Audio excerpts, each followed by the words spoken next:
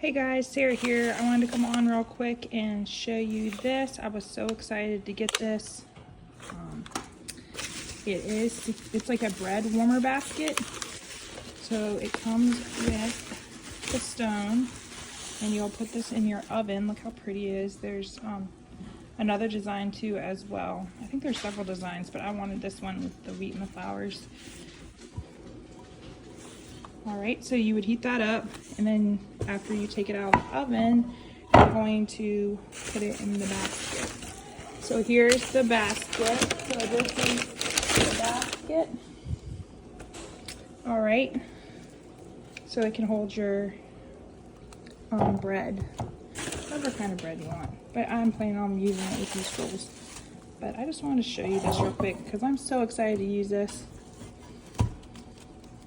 Right. Look how cute it is. And it's definitely well made. Alright. Happy shopping, guys. Go get you one to keep your bread warm. And you can look cute while you do it.